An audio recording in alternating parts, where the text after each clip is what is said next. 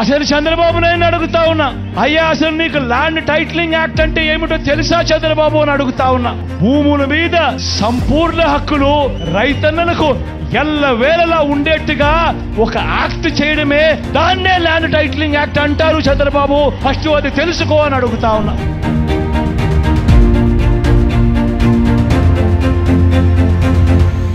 ఈ land titling act అన్నది రాబోయే రోజుల్లో ఒక పెద్ద సంస్కరణ అవుతుంది. ఈ రోజు ఏ భూమి ఎక్కడ కొనాలనుకున్నా కూడా ఆ భూములన్నిటిలో కూడా ఈ రోజు వివాదాలు ఉన్నాయి. ఎక్స్టెంట్ అన్నా తక్కువ ఉంటుంది, సబ్ డివిజన్ అన్నా జరగకపోయి ఉంటుంది, సర్వేలన్నా జరగకపోయి ఉంటాయి, రికార్డులన్నీ అప్డేట్ కాకపోయి ఉంటాయి. వీటి అన్నిటి వల్ల భూమి వివాదాలు పెరిగి ఇవాళ రైతన్నలు ప్రజలు అందరూ కూడా కోర్టుల చుట్టూ తిరిగే కార్యక్రమం, అధికారుల చుట్టూ తిరిగే కార్యక్రమం జరుగుతా ఉంది.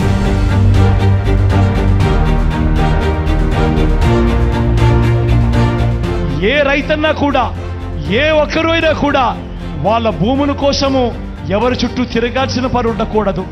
ఏ కోర్టుకు వివాదాలకు సంబంధించిన ఏ కోర్టుకు వెళ్లాల్సిన పరిస్థితి రాకూడదు.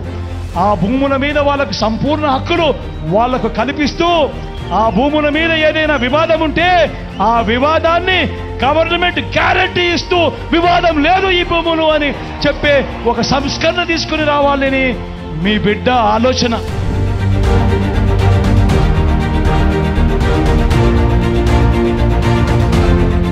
ఏదైనా వివాదం ఉంటే ఆ వివాదానికి ఏకంగా ఇన్సూరెన్స్ కూడా చేసి ఎటువంటి వివాదము లేని టైటిల్స్ ప్రతి ఒక్కరి దగ్గర ఉండాలి అనేదే మీ బిడ్డ లక్ష్యం.